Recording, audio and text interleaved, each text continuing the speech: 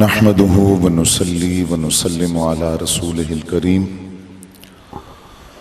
अम्मा बादु फ़अऊज़ु बिल्लाहि मिनश शैतानिर रजीम बिस्मिल्लाहिर रहमानिर रहीम क़ाल अल्लाहु तबारक व तआला फ़िल कलामिल मजीद वल फ़ुरक़ानिल हमीद इन्नमा युरीदुल्लाहु लियुज़हिबा अन्कुमुर रिज्स अहलल बैत व युतहिरकुम तत्हीरा क़ाल नबिय्यु सल्लल्लाहु अलैहि वसल्लम लिकुल्लि शैइन असासुन व असासुल इस्लामी हुब्बु अस्हाबिही व हुब्बु अहलि बैतिही। सदक़ल्लाहु मौलानल अज़ीम व बल्लग़ना रसूलुहुन नबियुल करीम व नहनु अला ज़ालिका लमिनश शाहिदीन वश्शाकिरीन वल्हम्दुलिल्लाहि रब्बिल आलमीन। अस्सलातु वस्सलामु अलैका या रसूलल्लाह व अला आलिका व अस्हाबिका या हबीबल्लाह।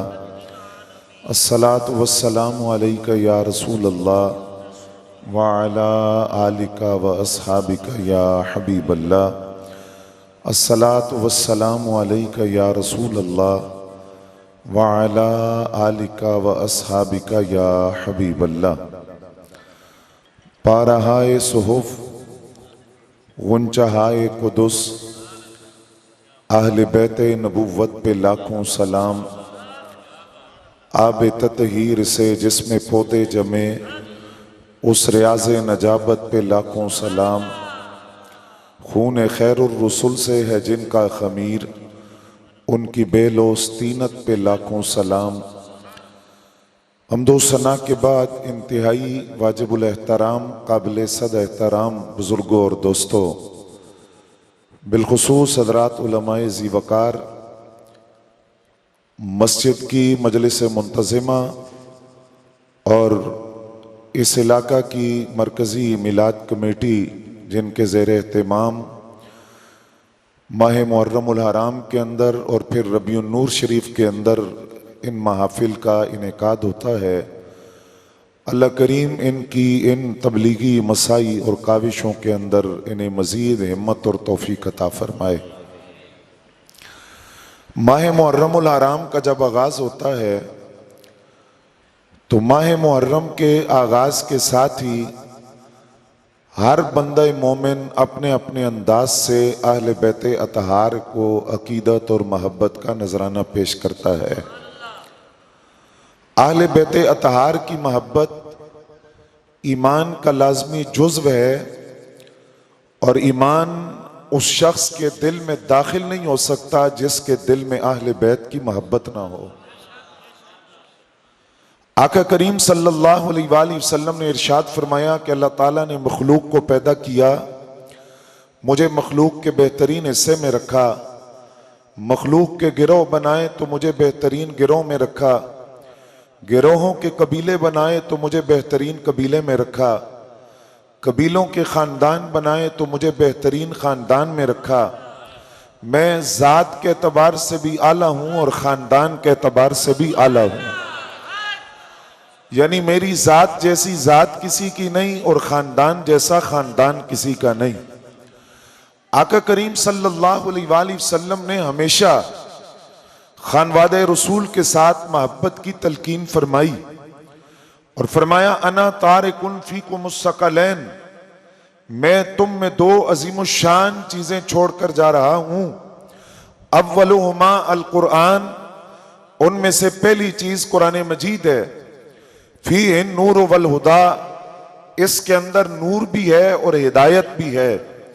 और फरमाया दूसरी चीज जो तुम में छोड़कर जा रहा हूं वो मेरी औलाद है, मेरी इतरत है, मेरी आले बैत है। फरमाया इन दोनों को मजबूती से पकड़ कर रखना। और साथ आगे 3 मरतबा ये लफ्ज इरशाद फरमाए उज़क्किरुकुमुल्लाहु फी अहली बैती, मैं तुम्हें अपनी अहले बैत के बारे में अल्लाह की याद दिलाता हूं कि मेरी अहले बैत के बारे में अल्लाह को याद रखना। और बात जगह इसका तर्जमा किया गया उज़क्किरुकुमुल्लाहु फी अहली बैती, मैं अपनी अहले बैत के बारे में तुम्हें अल्लाह का वास्ता देता हूं। और इन्हीं अल्फाज के कुछ फर्क के साथ ये रिवायत दूसरी जगह मौजूद है।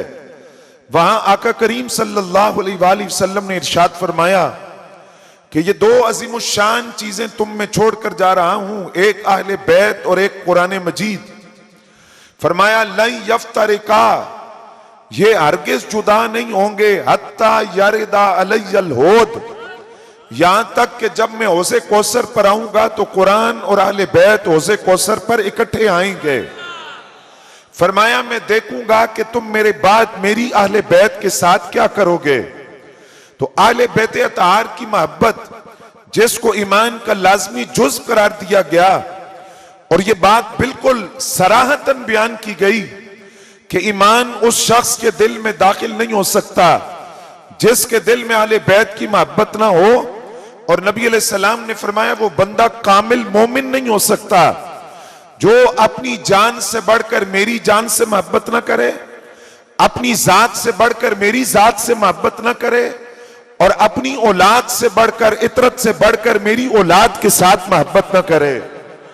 लिहाजा अहले बैत अतहार जिनकी तहारत को, जिनकी पाकी को, जिनके सुथरा होने को, जिनको रिच पलीदी और गुनाहों से दूर होने को खुद किताब मुकद्दस ने बयान किया और सूरह अहज़ाब की आयत के अंदर बयान किया। और मैं यहां यह भी अर्ज कर दूं कि अहले सुन्नत का अकीदा बड़ा वाज़ेह है। कोई बंदा यह कहे कि आयत ततहीर से मुराद सिर्फ अज़वाज मुतहरात है, या कोई यह कहे कि वो सिर्फ 4 मुराद हैं जिनको नबी अलैहिस्सलाम ने चादर अतहर में लिया, तो उसको भी अपनी गलत फहमी दूर करनी चाहिए।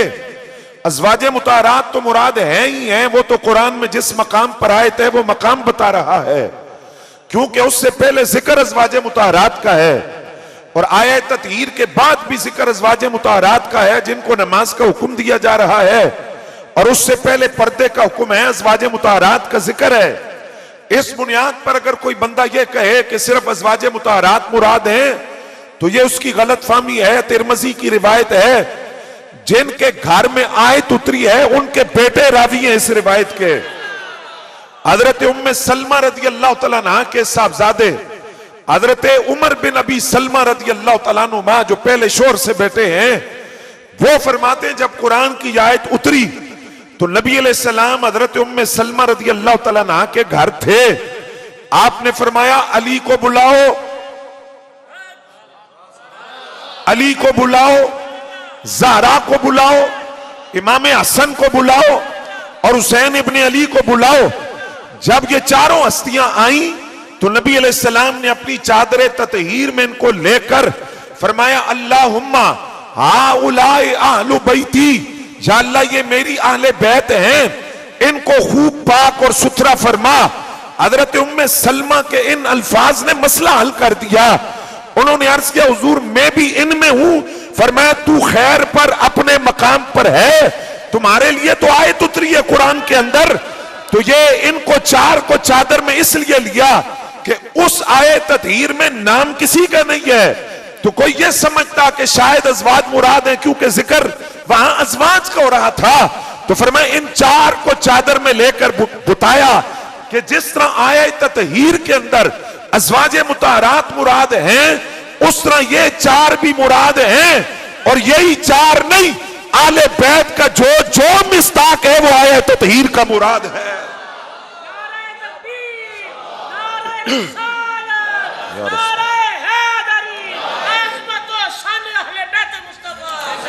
तवज्जो है हज़रात आपकी।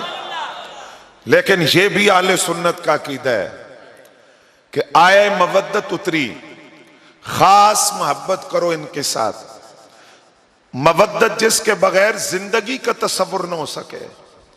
मवद्दत आले बैत के बगैर जिंदगी का तसव्वुर नहीं है। आयत उतरी, अब मैं उसकी तफसील में नहीं जाता, जो मौजू मुझे दिया गया उसकी तरफ आना है हमने। आए मवद्दत के बारे में मुजद्दिद साहब ने मकतूबात शरीफ में लिखा कि इस आयत के जरिए तो अहले बैत की मोहब्बत फर्ज कर दी गई है, फर्ज के दर्जे में रख दी गई इस आयत के जरिए। अब आपकी तवज्जो रहे, आले बैत का मिस्ताक कौन है? उलमा जानते हैं मैं अवामुन्नास से मुखातिब हूं कि आपको कोई गलतफहमी में मुब्तला न करे। कौन मिस्ताक है? फरमाया आहले बैते अतहार के अंदर आहले बैते नसबी, आहले बैते सुकना, आहले बैते विलादती। आहले बैते नसबी औलादे अब्दुल मुत्तलिब यानी नबी अलैहिस्सलाम का खानदान, खानदान बनु हाशिम, उसमें जो अफराद ईमान लाए उसके अंदर आले जाफर हैं, आले अकील हैं, आले हारिस हैं। फरमाया ये सारी आले बैत के अफराद हैं। और आले बैते सुकना से मुराद नबी अलैहिस्सलाम की तमाम अज़वाज। तुहाडी तवज्जो होवे ते बरकत वास्ते नाम अर्ज करा। हजरत सैयदा खतीजा पाक, सैयदा सौदा पाक, सैयदा आयशा पाक, सैयदा हफ्सा बिनते उमर पाक, सैयदा ज़ैनब बिनते हुज़ैमा, सैयदा ज़ैनब बिनते जहश, सैयदा जुवैरिया, सैयदा मैमूना, सैयदा उम्मे हबीबा, सैयदा उम्मे सलमा। फरमाया ये तमाम अज़वाज में शामिल हैं। और आहले बैते विलादती जिसमें मौला अली और सैयदा ज़हरा और सैयदा ज़हरा के दोनों शहजादे, और आहले बैते नसबी को देखा जाए तो हुजूर की सारी शहजादियां, सारी औलाद आले बैत में शामिल है। ए भी आले सुन्नत दा अकीदा जे ते ए भी आले सुन्नत दा अकीदा है कि ये सारे आले बैत में शामिल हैं। लेकिन आले बैत में जो मकाम पंचतन पाक को मिला है वो और किसी के हिस्से में नहीं आया। और वो बिला वजह नहीं है। ऐसा नहीं कि हमारा कोई जोश खिताबत है या जज्बात की रोह में बहकर हम ये बात कर रहे हैं, नहीं। उसकी वजह है कि नबी अलैहिस्सलाम का नसब जिस शहजादी से चला है, अपनी तो हुजूर की मुज़क्कर औलाद बलूगत से पहले बेटे सारे दुनिया से पर्दा कर गए। नसब जिससे चला और नस्ल जिससे चली, रब ने फरमाया अभी आपका बेटा कोई नहीं, लेकिन आपकी खातिर दस्तूर बदला। अब तर वो होंगे जिन्होंने ताना दिया है। अभी आपकी खातिर दस्तूर बदला, कानून बदला। आपकी औलाद वो शुमार होगी जो आपकी बेटी सैयदा ज़हरा और मौला अली की औलाद होगी। तो वो सिलसिला इमाम हसन से चला और इमाम हुसैन से चला, यानी हसनी सादात हो या हुसैनी सादात हो, उनको औलादे रसूल कहा जाता है। तो एक गल भी ज़हन च रवे कि मौला अली ने और निकाह भी किए हैं, लेकिन मौला अली की दीगर अज़वाज को सादात नहीं कहा जाता। सादात वही हैं जो सैयदा फातिमा की औलाद है, वो इमाम हसन से हो या इमाम हुसैन से। तवज्जो रहनी चाहिए हज़रात आपकी। अब आले बैते अतार की मोहब्बत हमारे ईमान का हिस्सा। मौजू मुझे यह हुक्म दिया गया कि मुहिब्बे अहले बैत कौन? क्या सिर्फ लेबल लगाने से बंदा अहले बैत का मुहिब बन जाएगा? या माह मुहर्रम के अंदर चंद रसूमात खुद साख्ता अदा करने से वो मुहिब्बे अहले बैत बनेगा? या सिर्फ पानी की सबील लगाने या देगें तकसीम करने या चंद आंसू बहाने या वाक़े करबला फरमाइश करके खुश्को तर सब सुनने से वो मुहिब्बे अहले बैत बनेगा? तवज्जो आपकी चाहिए। मुहिब्बे अहले बैत उसे कहते हैं जो अहले बैत को भी माने और अहले बैत की भी माने। क्या मुहिब्बे अहले बैत होने के लिए सहाबा पे तबर्रा करना लाजमी है? मुहिब्बे अहले बैत होने का तकाजा है कि सहाबा पे तान किया जाए। हज़रात तवज्जो फरमाइएगा, ये दो आंखें हैं ना, एक आंख को अहले बैत कहते हैं, दूसरे को सहाबा कहते हैं। और इनमें से कोई एक आंख को भी फोड़ दे तो नुकसान तो अपना करेगा। फरमाया ये दो आंखें दोनों सलामत हो तो चेहरा खूबसूरत लगेगा, चेहरा मतवाजन लगेगा। फरमाया ये आले सुन्नत की दो आंखें हैं, आले बैत और सहाबा। जिसने एक आंख को फोड़ने की कोशिश की वो आले सुन्नत से निकल गया। और दूसरी हदीस अगर साथ मिलाएं, फरमाया लिकुल्लि शैइन असासुन, हर चीज की एक बुनियाद होती है। इस्लाम की बुनियाद दो चीजें हैं, सहाबा की मोहब्बत और आले बैत की मोहब्बत। इसमें से किसी एक चीज को कमजोर करेगा, सिर्फ मोहब्बत सहाबा का नारा लगाकर नस्बियत और खारजियत को फरोग दे, तो उसने भी अपनी दीन की बुनियाद को कमजोर किया। और मोहब्बत आले बैत का नारा लगाकर राफजियत और तफसीलियत का प्रचार करे तो उसने भी इस्लाम की बुनियाद को कमजोर किया। फरमाया अपने ईमान और अपने दीन की बुनियाद को मजबूत कौन करेगा? फरमाया जिसकी सांसों से आले बैत की मोहब्बत की खुशबू भी आए और सहाबा की मोहब्बत की खुशबू भी आए। गल जरा तवज्जो फरमानी है तुसा। मैं ना सुरीला खतीब हाँ, ना मैनू शेर याद है ते ना याद रहंदे ने। बाद का एक मिसरा पढ़ता हूं, अगला मुझे ज़हन में नहीं आता, इसलिए मैं फिर तकल्लुफ ही नहीं करता अशार वाला। तवज्जो आपने फरमानी है। मुहिब्बे आले बैत कौन है? जो आले बैत को भी माने और आले बैत की भी माने। अब आ जाए आले बैत का अकीदा क्या है। आज किसी पीर को नजराने लड़े हैं तो वह अपने बड़ों की किताबें पढ़े, उन्होंने क्या लिखा और फिर मौला अली की जुबान से सुने। मौला अली जुल मुर्तजा फरमाते हैं, इन्नी कसीरन अस्माउन नबिया सल्लल्लाहु अलैहि वसल्लम, मैं सरकार की जुबान से अक्सर ये सुनता था, यानी 2, 4, 5 मर्तबा नहीं, अक्सर मैंने ये सुना। दखल तो अना व अबू बकरिन व उमर, ज़हब तो अना व अबू बकरिन व उमर, खरज तो अना व अबू बकरिन व उमर, जलस तो अना व अबू बकरिन व उमर। मौला अली फरमाते हैं सरकार अक्सर कहते थे, मैं आया अबू बकर आए और उमर आए, मैं गया अबू बकर गए और उमर गए, मैं बैठा अबू बकर बैठे और उमर बैठे, मैं निकला अबू बकर निकले और उमर निकले। यानी मौला अली बता रहे हैं मौलाई वो है जो ना सिद्दीक अकबर को रसूलुल्लाह से जुदा करे, ना हजरत उमर को जुदा करे। और इस तारीफ की रोशनी में मौलाई हम है मौलाई, क्योंकि मौलाई उसे कहते हैं जो मौला अली को भी माने और मौला अली की भी माने। अगले लफ्ज सुनिए मौला अली जुल मुर्तजा के, फरमाते हैं खैरुन नास बाद रसूलुल्लाह सल्लल्लाहु अलैहि वसल्लम, नबी अलैहिस्सलाम के बाद कायनात में बेहतरीन हस्ती बाद रसूलुल्लाह सल्लल्लाहु अलैहि वसल्लम कौन है? फरमाया अबू बकरिन व बाद अबी बकरिन उमर। फरमाया नबी अलैहिस्सलाम के बाद कायनात की अफजल तरीन हस्ती हजरत सिद्दीक अकबर रज़ियल्लाहु तआला अन्हु है, व बाद अबी बकरिन उमर। फरमाया फिर हजरत सिद्दीक अकबर के बाद हजरत फारूक आज़म रज़ियल्लाहु तआला अन्हु कायनात इंसानियत की बेहतरीन हस्ती है। तो आज तफसील अपनी मौत आप मर जाएं, अपने आप को मौलाई कहकर, अगर तुम्हारा अकीदा यह है तो मौला अली का अकीदा तो यह नहीं है। मौला अली कहते हैं रसूलुल्लाह के बाद कायनात में बेहतरीन हस्ती हजरत सिद्दीक अकबर हैं और उनके बाद हजरत उमर बिन खत्ताब रज़ियल्लाहु तआला अन्हु। तवज्जो है हज़रात आपकी। हजरत फारूक आज़म रज़ियल्लाहु तआला अन्हु के विसाल का वक्त है और आप जख्मी और जो पिलाया जाता है खिलाया जाता है पसलियों से बाहर निकल जाता है। हजरत मौला अली इयादत के लिए आए, आपने हजरत फारूक आज़म रज़ियल्लाहु तआला अन्हु को देखा तो रो रहे हैं। पूछा अली उमर क्यों रो रहे हो? कहा मैं परेशान हूं कि मैं जन्नती हूं,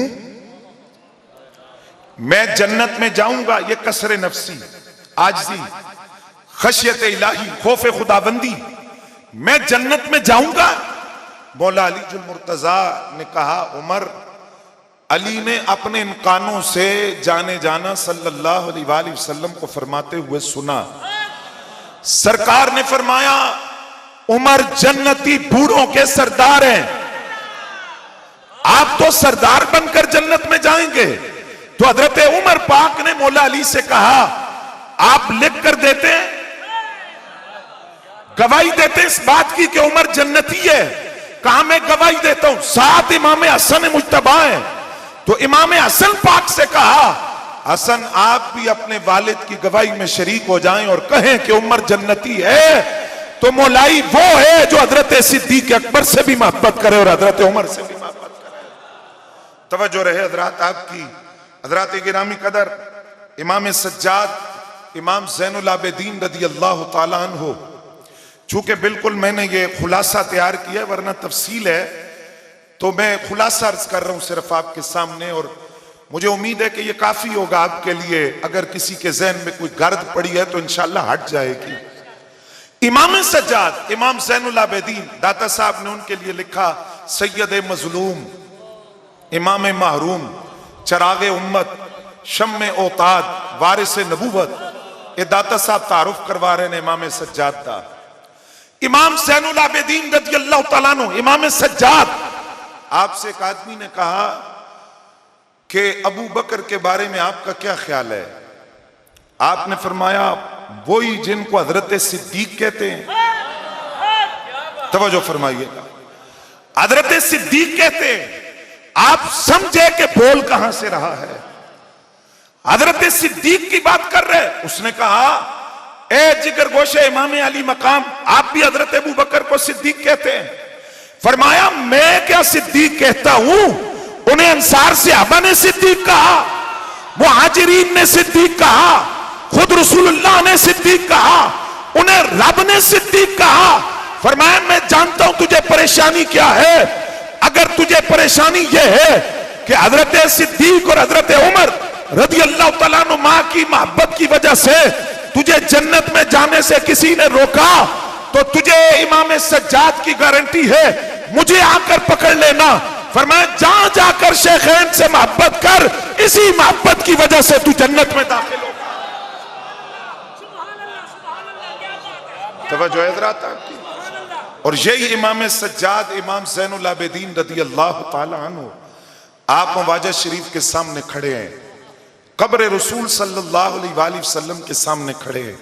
किसी ने सवाल किया, मा कान मंजिलत अबी बकर व उमर मिनन नबी सल्लल्लाहु अलैहि वसल्लम, ये बताइए हजरत सिद्दीक अकबर और हजरत फारूक आजम रज़ी अल्लाह तआला अन्हु का मकाम नबी अलैहिस्सलाम की ज़ाहिरी हयात तय्यबा में क्या था? तो सब तवज्जो फरमा रहे हो? ये उलमा से तो पढ़ा हुआ सबक मैं सुना रहा हूं, आपको अर्ज कर रहा हूं, आप पूरी तवज्जो रखेंगे बात की तरफ। इन दोनों का मकाम नबी अलैहिस्सलाम की ज़ाहिरी हयात तय्यबा में क्या था? सवाल है इमाम सज्जाद से। और इमाम सज्जाद जड़ा जवाब देना है, यकीनन उनके वालिद ने उनकी तरबियत की है। ये क्या मकाम था?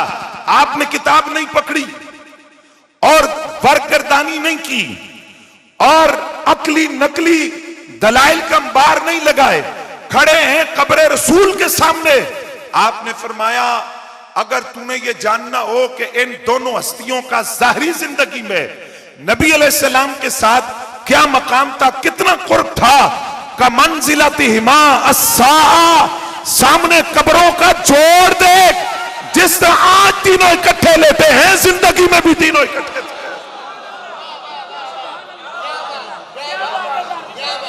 शक होवी ते चल मदीने, वेख ले जोड़ मज़ारां दा। कहा तुझे शक है? जिस तरह आज पहुंची वहां पे खाक जहां का खमीर था, तीनों का खमीर यहां से लिया गया था, अपनी मर्जी से नहीं लेते, रब ने चाहा तो तीनों इकट्ठे लेते हैं। तो तूने अगर कुर्ब समझना है तो कब्रों का जोड़ देख, जिस तरह आज करीब है, ज़ाहिरी जिंदगी में भी करीब है। तवज्जो है हज़रात आपकी। ये इमाम सज्जाद इमाम ज़ैनुल आबिदीन रज़ी अल्लाह तआला अन्हु। हज़रात गिरामी कदर, वक्त चूंकि बिल्कुल लिमिटेड है, बात मैंने मुख्तसर करनी है तो समझानी भी है। तो करबला सुनने का शौक तो बड़ा है हमें, और हम सुनते भी हैं, और सुनने के शौक में गैरों के पास भी चले जाते हैं। और उन्होंने अधूरी कहानियां हमें सुनाई, पूरी बात नहीं हमें बताई आज तक, और ना हमने कभी उनसे पूछने की कोशिश की। वो सिर्फ इतना बयान करते हैं कि करबला में इमाम हसन के एक साहबजादे शहीद हुए, उनका नाम था हजरत कासिम बिन हसन रज़ी अल्लाह तआला अन्हुमा। वो शहीद हुए और उनकी वहां शादी हुई और फिर वहां मेहंदी भी हुई, और जिस इमाम अली मकाम की बेटी की तरफ मंसूब किया जाता है, हकीकत क्या है जरा दिल के कानों से सुनिएगा। करबला से जिस तरह इमाम अली मकाम के एक बेटे वापस आए, इमाम सज्जाद जिनका भी हमने जिक्र सुना, इसी तरह इमाम हसन मुज्तबा के एक बेटे भी करबला से वापस आए। उनका नाम इमाम हसन मुसन्ना है, और वो इमाम हसन रज़ी अल्लाह तआला अन्हु के बेटे शदीद जख्मी हुए लोगों ने उन्हें शहीद समझा, उनको उठाकर लाया गया। 3 माह इमाम हसन मुसन्ना की तीमारदारी की गई।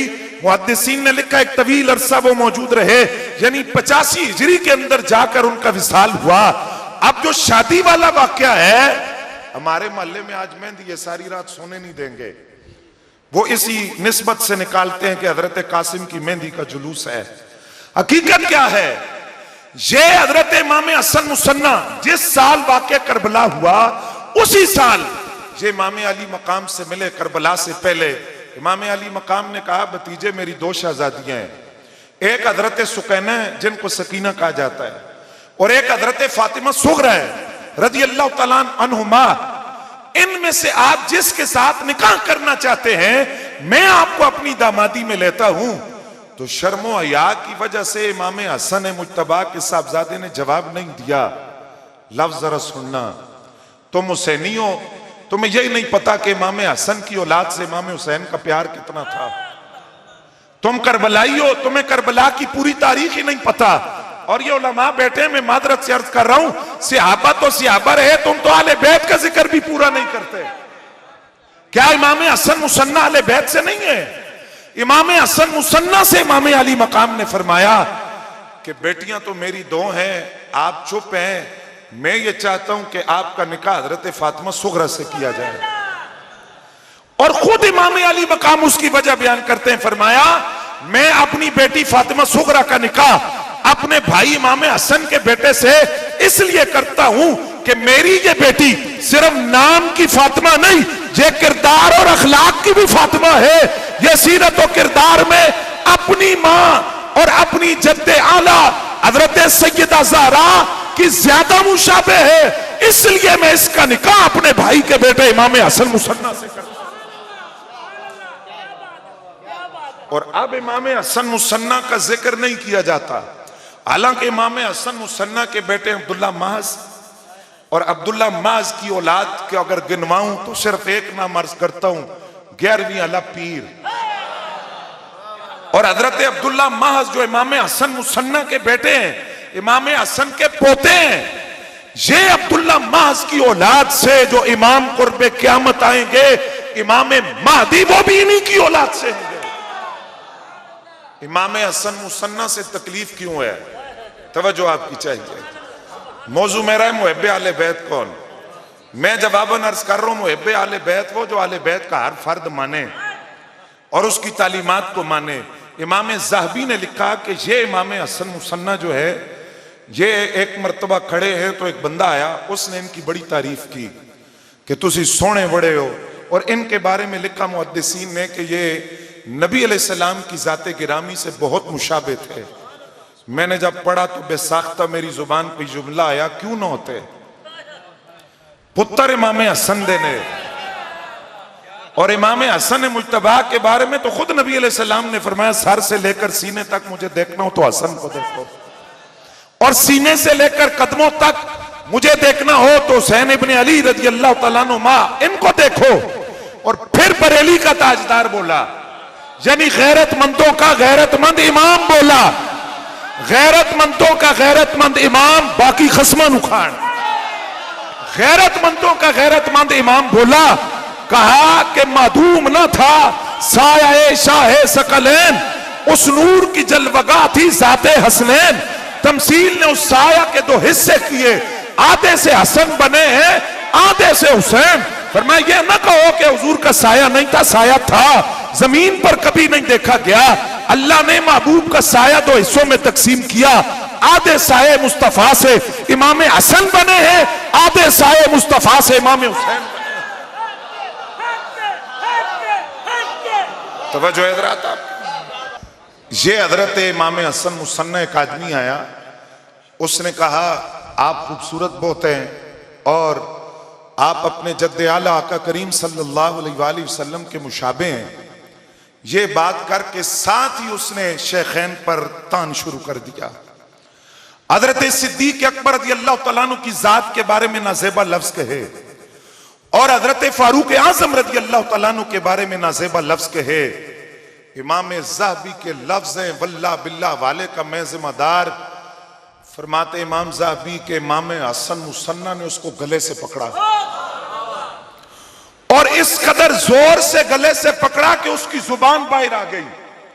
फरमाया तू शेखैन पे तबर्रा कर रहा है, तूने पहले मेरी तारीफ की और के चोर रास्ता बनाया और अब हजरत सिद्दीक अकबर और हजरत फारूक आजम को भोंक रहा है। रिवायत इतनी है, अगली गल मैं बहसियत तालिब इल्म समझा कि इस खानवादे का शियार है, ये अपनी जात के लिए कभी बदला नहीं लेते।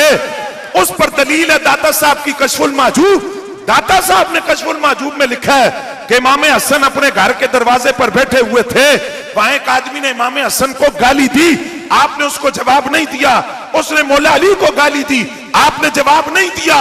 सिर्फ एक ही जुमला कहा, फरमाया तू भूखा ते नहीं। और दाता साहब के इस जुमले से हमारा मसला हल हो गया। दाता साहब ने उससे फरमाया तू भूखा तो नहीं है, यानी इमाम हसन ने उस आदमी से कहा भूख की वजह से गालियां दे रहा है, इसका मतलब यह हुआ नजद के टुकड़ों के भूखे हो तो अली को भौंकेंगे, राफजियत के टुकड़ों के भूखे हो तो असहाब को भौंकेंगे, और मदीना तैयबा के टुकड़ों पर पलने वाले असहाब को भी ईमान का हिस्सा समझते हो, और अहले बैत को भी ईमान का हिस्सा। तवज्जो है, ये खानदान कभी अपनी जात के लिए बदला नहीं लेता। आपने पढ़ा होगा मौला अली उल मुर्तजा के चेहरे की तरफ एक आदमी ने थूका था तो आप उसकी छाती से नीचे उतर गए। आपने फरमाया अब मेरी तेरे साथ कोई बात नहीं है, क्योंकि हम जात के लिए इंतकाम नहीं लेते, लेकिन गाल आवे से आबादी। इमाम ज़हाबी कहते हैं इमाम हसन मुसन्ना ने गले से पकड़ लिया उसको, फरमाया तू सहाबा के बारे में बात कर रहे हो, यही इमाम हसन मुसन्ना रज़ी अल्लाह तआला अन्हु। ए आखिरी गाले ना दे वाले नाल सुनो तो फिर अगे चलते हैं। ये अभी ईद मनाई गई, ईद गदीर। हदीस गदीर हमारे ईमान का हिस्सा है, लेकिन ईद गदीर से आले सुन्नत का कोई ताल्लुक नहीं। इराकी शिया मुइज़्ज़ुद्दौला बहुत बाद में आकर उसने इस ईद का एहतमाम किया और वजह उसने ये बयान की कि चूंकि खिलाफत मौला अली उल मुर्तजा का हक था तो हजरत सिद्दीक अकबर, फारूक आजम, उस्मान गनी रज़ी अल्लाह तआला अन्हु मजमईन, इन्होंने मौला अली का हक गस्ब किया। और जिस दिन हजरत उस्मान गनी की शहादत हुई तो जो हक था मौला अली का वो उनको वापस मिला, वो खलीफा बन गए। लिहाजा इस दिन ईद मनाई जाए कि इस दिन हजरत उस्मान गनी की शहादत हुई और मौला अली को उनको हक मिला। कोई सुन्नी ये गवारा कर सकता है? फिर किस मुंह से कोई सुन्नी केक काटेगा? किस मुंह से मुबारकबादें देगा? किस मुंह से ईद मनाएगा? हदीस गदीर हमारे ईमान का हिस्सा, वो हमारे ईमान का हिस्सा है। तवज्जो तुम्हारी रहे। इमाम हसन मुसन्ना रज़ी अल्लाह तआला अन्हु से किसी ने कहा कि गदीर पर जब सरकार ने ऐलान कर दिया था कि मेरे बाद अली खलीफा हैं, तो मौला अली मनसब खिलाफत पर क्यों नहीं बैठे? आपने फरमाया कहां ऐलान किया है? कहा गदीर खुम पर। फरमाया क्या ऐलान था? कहा नबी अलैहिस्सलाम ने फरमाया, मौला अली का हाथ पकड़ा, फरमाया अल्लाहुम्मा वाले मन वालाहु वाद मन आदाहु, और सहाबा किराम से फरमाया कि क्या मैं तुम्हारी जानों से ज्यादा करीब नहीं? ये बात इरशाद फरमाकर हाथ मौला हैदर कर्रार का पकड़कर सरकार ने फरमाया मन कुल्तु मौलाहु फहाज़ा अलीयुल मौला। ये ऐलान सरकार ने किया तो ये खिलाफत का ही तो ऐलान था। कुर्बान जाऊं इमाम हसन मुसन्ना में आपने फरमाया यहां खिलाफत का ऐलान किधर है? अगर ये खिलाफत का ऐलान होता, अल्लाह करे तुसी भी समझो गल, फरमाया अगर ये खिलाफत का ऐलान होता तो सरकार ये लफ्ज न बोलते, वाज़े तौर पर हुजूर फरमाते हैं कि अली मैंने तुझे अपने बाद खलीफा बनाया। यहां तो जिक्र ही नहीं है, तू साढ़े को ज्यादा सियाने। मौला अली को समझना ही तुझे समझ आ गई कि यहां खिलाफत बिला फसल का ऐलान था। अगला जुमला सुनिए इमाम हसन मुसन्ना का। आपने उस आदमी से कहा सुन, अगर तुम गदीर खुम के खुतबे से मुराद खलीफा बिला फसल लेते हो तो तुम हजरत अली पर तान कर रहे हो, क्योंकि इसका मतलब तो यह हुआ कि सरकार ने जब मौला अली को खलीफा बिला फसल कहा और वो रसूलुल्लाह के बाद खलीफा नहीं बने तो उन्होंने तो सरकार का हुक्म नहीं माना, फिर उन्होंने तो रसूलुल्लाह के हुक्म की खिलाफ वर्जी की है।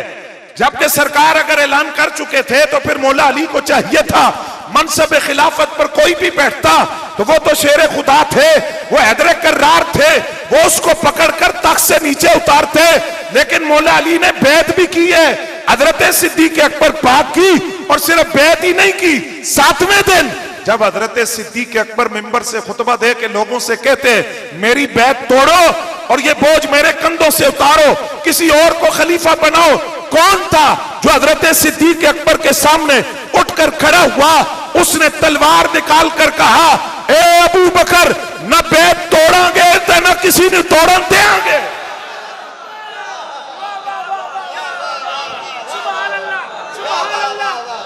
तवज्जो है जरा, गल समझ भी आ रही कोई ना? कहा ये मौला अली जुल मुर्तजा थे जिन्होंने कहा ना हम बैत तोड़ेंगे न किसी को तोड़ने देंगे। अगर आपको इस काबिल न समझोता तो आपकी बैत करते ही ना। आपको नबी अलैहिस्सलाम ने ज़ाहरी जिंदगी में हमारे दीन का इमाम बनाया था, विसाले रसूल के बाद हमने आपको अपनी दुनिया का इमाम बनाया। हज़रात गिरामी कदर, इमाम आज़म अबू हनीफा रहमतुल्लाह अलैह सिराजुल उम्मा कशफुल गुम्मा, हम अगर अकायद के एतबार से देखें और शरी मसाइल यानी फिक़्ह के एतबार से देखें, अल्लाह ने ऐसी निस्बतें हमें दी हैं। लफ्ज़ तो इमाम आज़म अबू हनीफा दे सुनाने, आप इमाम मोहम्मद बाकिर के सामने बैठे, इमाम मोहम्मद बाकिर कुर्सी पर बैठे और इमाम आज़म अबू हनीफा रहमतुल्लाह अलैह घुटने टेक कर आपके सामने बैठे नीचे। लफ्ज़ सुनो, घुटने टेक कर बैठ कर कहा, ए रसूलुल्लाह के शहजादे, आपकी ताज़ीम मुझ पर इस तरह लाजिम है जिस तरह आपके जद्दे आला की ज़ाहरी जिंदगी में सहाबा पर आपके नाना की ताज़ीम लाजिम थी, इस तरह मुझ पर ताज़ीम लाजिम है। आपकी ताज़ीम इस तरह लाजिम है जिस तरह सहाबा नबी अलैहिस्सलाम की ताज़ीम करते थे, यानी खून तो रगों में वही है। और इस बात को जब बरेली वाले बयान करते हैं तो कहते हैं तेरी नस्ले पाक में है बच्चा बच्चा नूर का, तू है ऐने नूर, तेरा सब घराना नूर का। अब ये इमाम मोहम्मद बाकिर से मुलाकात है, आगे आगे तफसील है, मैं नहीं जानता उधर कि क्या गुफ्तगू हुई, हालांकि वो गुफ्तगू भी बड़ी जरूरी है, वो हर एक को समझनी चाहिए। गैर मुकल्लदों की मौत है उस गुफ्तगू के अंदर जो इमाम बाकिर ने इमाम आज़म अबू हनीफा से की है। तवज्जो फरमा रहे हैं हज़रात आप? लेकिन ये इमाम आज़म अबू हनीफा अर्ज कर रहे हैं साथी, तो मैं 2 जुमले अर्ज करता हूं, तवज्जो आप फरमाएंगे। इमाम मोहम्मद बाकिर ने कहा, कौन है? कहा मुझे अबू हनीफा कहते हैं। कहा तुम वही हो जिसने हमारे नाना का दीन जो है वो अपनी राय से बदल लिया। लोग कहते हैं कि तुम अपनी राय को तरजीह देते हो, रसूलुल्लाह की हदीस छोड़ देते हो, और जो तुम्हारा नजरिया हो उसको तुम शरी मसला बयान करते हो। इमाम साहब ने इमाम मोहम्मद बाकिर से कहा बैठे, और फिर वो जुमला फरमाया जो अर्ज किया। उसके बाद उनसे कहा ये बताएं कि मौजों के ऊपर मसा होता है कि नीचे? इमाम बाकिर ने कहा मौजों के ऊपर। आपने फरमाया मेरी अक्ल तो कहती है कि निचला हिस्सा जमीन से लग रहा है, मसा तो नीचे करना चाहिए। तवज्जो है आप? मसा नीचे करना चाहिए।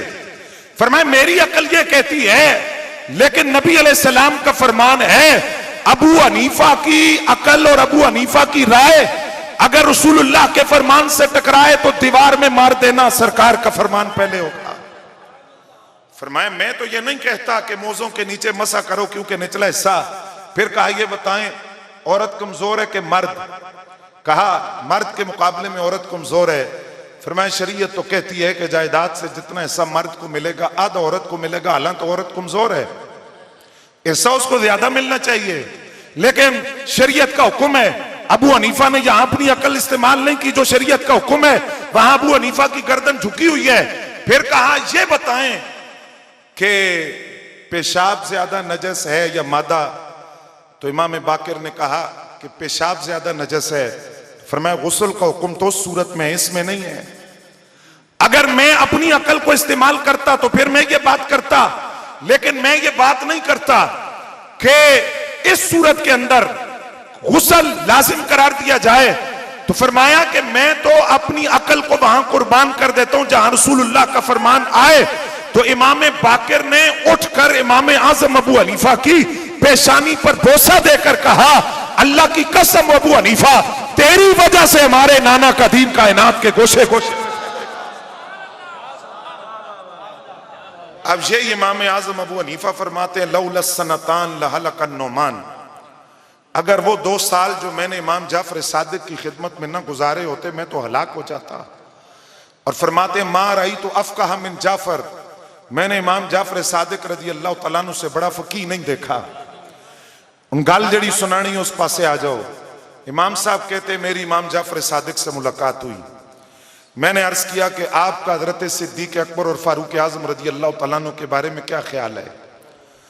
आपने फरमाया जुमले बड़े कीमती हैं, सोना नहीं आपने तवज्जो फरमानी है।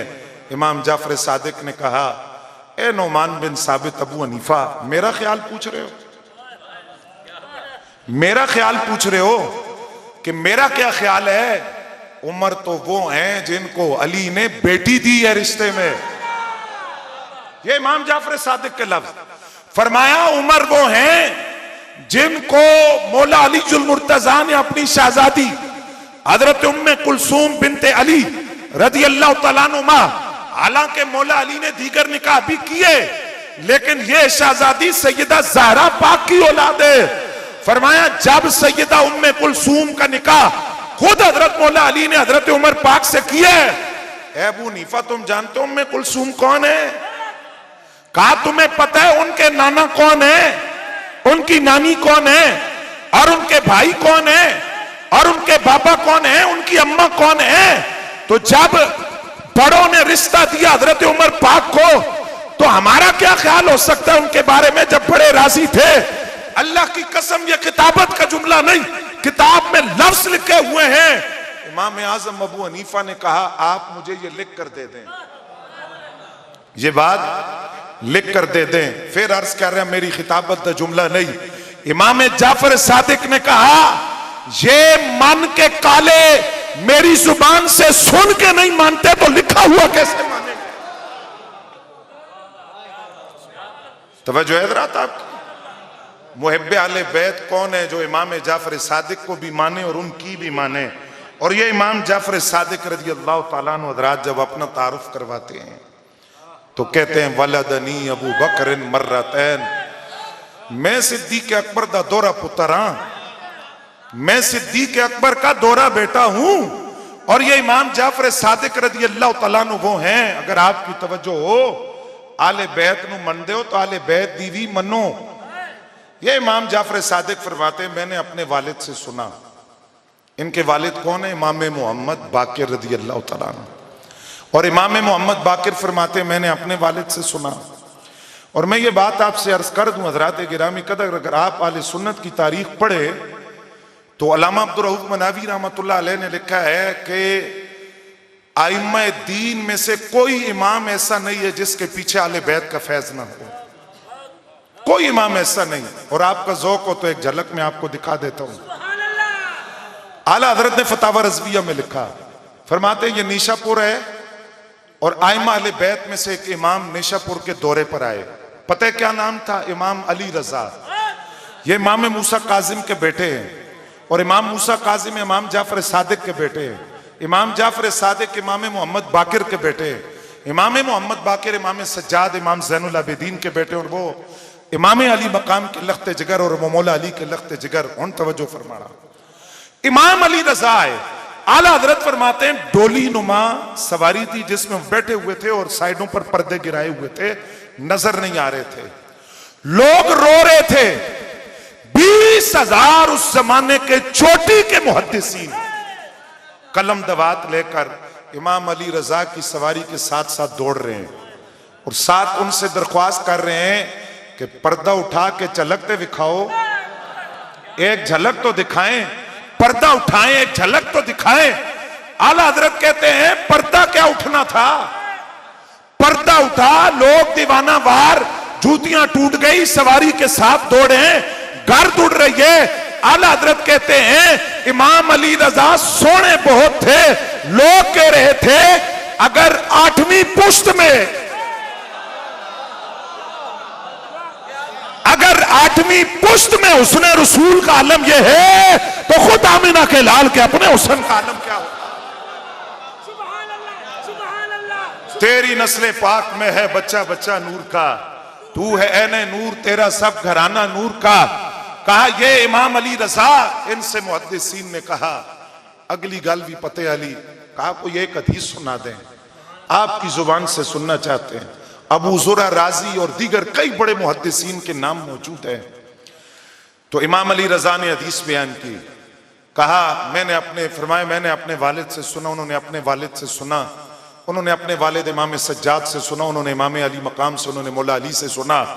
मौला अली जुल मुर्तज़ा ने फरमाया कि हुजूर जाने जाना सल्लल्लाहु अलैहि वसल्लम ने फरमाया कि मुझे जिब्रील ने बताया कि अल्लाह करीम इरशाद फरमाता है कि ला इलाहा इल्लल्लाह मेरा कला है, जो इसमें दाखिल हो जाए वो अमान पालेगा। ये हदीस बयान करके ए लफ्ज भी इन दिल नू वजदे ने जाके आला हजरत कहते इमाम अली रजा ने हदीस बयान करके पर्दा गिरा दिया, पर्दा गिरा दिया। अब आला हजरत फरमाते हैं ये जो रिवायत है ना, क्योंकि आज लोग ये भी कहते हैं कि आला हजरत ने आले बैत के वाले से लिखा क्या है, तुमने पढ़ा कितना है, आला हजरत को तुमने पढ़ा कितना है। मैंने शुरू में शेर पढ़े, अगर आज भी किसी को शक है कि तन्हाई में बैठकर ये सोचे आला हजरत के लफ्जों का मतलब क्या है, आब ततहीर से जिसमें पौधे जमे और न समझ आए तो उलमा से पूछे कि क्या मतलब है इसका। आला हजरत ने वहां बात की कि जहां रवाफिद 10 दफा भी मार के आए तो आले बैत की शान में ऐसा एक शेर नहीं लिख सकते। आला हजरत कहते हैं ये जो हदीस इमाम अली रजा ने बयान की इसके 2 हिस्से हैं, एक मतन है एक सनद है। मतन यह है कि सरकार ने फरमाया, उससे आगे लफ्ज ये मतन है हदीस का। इससे पहले कि मैंने अपने वालिद से, उन्होंने अपने वालिद से, उन्होंने अपने वालिद से, इसको कहते हैं सनद के फुला ने फुला से रिवायत किया, उसने उससे रिवायत किया, यह कहलाती है सनद हदीस। आला हजरत फरमाते हैं इस हदीस का मतन तो मतन, इस हदीस की जो सनद है जिसमें आइमा अहले बैत के नाम है, आला हजरत फरमाते हैं अगर कोई बंदा हो जाए पागल, उसको मजनूपन के दौरे पड़ते हो तो ये नाम पढ़कर आले बैत के उस पे फूंक मार दो, अल्लाह उसे ठीक कर दे। आला हजरत फरमाते हैं अगर किसी को शक हो कि भाई नामों में इतनी ताकत, आला हजरत फरमाते हैं अगर साहबे काफ के नामों में बरकत हो सकती है तो जिनकी रगों में खून रसूल है, जो सरकार की औलाद है, उनके नामों की बरकत का आलम क्या होगा। और आला हजरत की इस बात से बात याद आई कि अगर आले बैत के नामों में इतनी बरकत है तो जात की बरकत का आलम क्या होगा। इमाम जाफर सादिक फरमाते हैं वलदनी अबू बकर मर्रतैन, और इमाम जाफर सादिक का ये जुमला बदमज़हबों की पीठ पर ऐसा कोड़ा है जिसका दर्द वो सारी जिंदगी महसूस करेंगे। वलदनी अबू बकर मर्रतैन, मैं सिद्दीक अकबर का दोहरा बेटा हूं। किस तरह तुसी दे पुत्र मौला अली दे, तो आप किस तरह कह रहे हैं कि मैं सिद्दीक अकबर का बेटा ही नहीं दोहरा बेटा। फरमाया मैं वो इस तरह कि हजरत इमाम मोहम्मद बाकिर का निकाह किससे हुआ कि हजरत सिद्दीक अकबर रज़ियल्लाहु ताला अन्हु के एक बेटे का नाम है मोहम्मद बिन अबी बकर और एक साहबजादे का नाम है अब्दुर्रहमान बिन अबी बकर। याद रहेगा आपको, हजरत अब्दुर्रहमान बिन अबी बकर, उनकी एक बेटी हजरत अस्मा यानी हजरत सिद्दीक अकबर रज़ियल्लाहु ताला अन्हु की पोती। दूसरे बेटे मोहम्मद बिन अबी बकर, इनके बेटे का नाम है कासिम, कासिम बिन मोहम्मद बिन अबी बकर। कोई नक्शबंदी बैठा है तो उसने अपना शजरे तरीकत पढ़ा हो तो उसमें भी यह नाम आता है, कासिम बिन मोहम्मद बिन अबी बकर।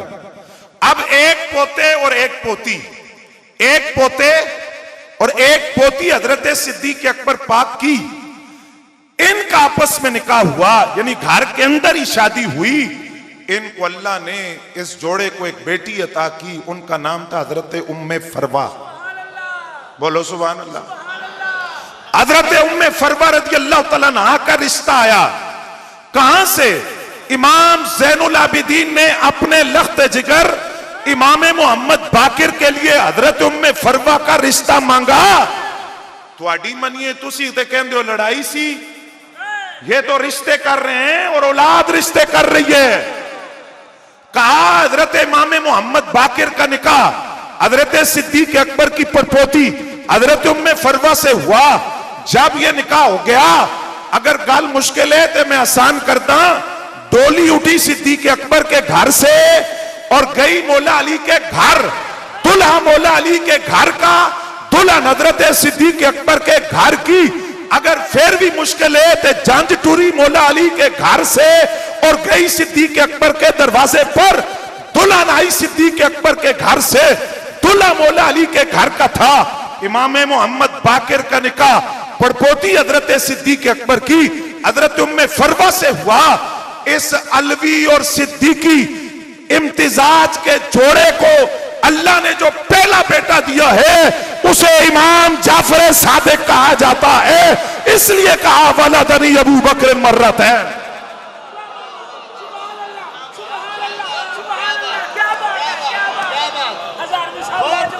तवज्जो है हज़रात कोई? कहा मैं सिद्दीक अकबर रज़ी अल्लाह तआला अन्हु का दोहरा बेटा हूं, क्योंकि मेरी नानी भी और परनानी भी वो हजरत सिद्दीक अकबर रज़ी अल्लाह तआला अन्हु का खानदान है। आखिरी जुमला सुनिए इमाम जाफर सादिक का। फरमाते हैं मुझे जिस तरह अपने नाना जान से और अपने बाबा अली उल मुर्तजा से शफाअत की उम्मीद है, मुझे हजरत सिद्दीक अकबर से भी शफाअत की उम्मीद है। क्यों? कहा अगर एक मेरा ददयाल है तो दूसरा मेरा ननिहाल है, तो मुझे जिस तरह उनसे शफाअत की उम्मीद है इस तरह मुझे इससे भी शफाअत की उम्मीद है। सारी गल का खुलासा है वे हजरात, मुहिब्बे अहले बैत कौन? जो अहले बैत को भी माने और अहले बैत की भी माने। लूली लंगड़ी सवारियों पर बैठकर कभी नजद के अड्डों पर उतर जाएं, कभी रवाफिद के अड्डों पर उतरे। ऐसी सवारियों से हम बेजार हैं। सवारी वही चंगी है जड़ी दाता साहब तो टुरे थे, पहले सरहंद शरीफ जाए, फिर बरेली शरीफ जाए, फिर बगदाद मोहल्ला जाए, फिर नजफ अशरफ जाए और फिर सीधी बारगाह रिसालत माब में पहुंचाए। बस ये दुआ मांगा करें, इलाही रहे सुन्नी, आमीन। रहे सुन्नी, जिए सुन्नी, मरे सुन्नी, उठे सुन्नी, क्योंकि आले सुन्नत का है बेड़ा पार। असाबे हुजूर नजम है और नाव है इतरत रसूलुल्लाह की, वमा अलैना इल्ला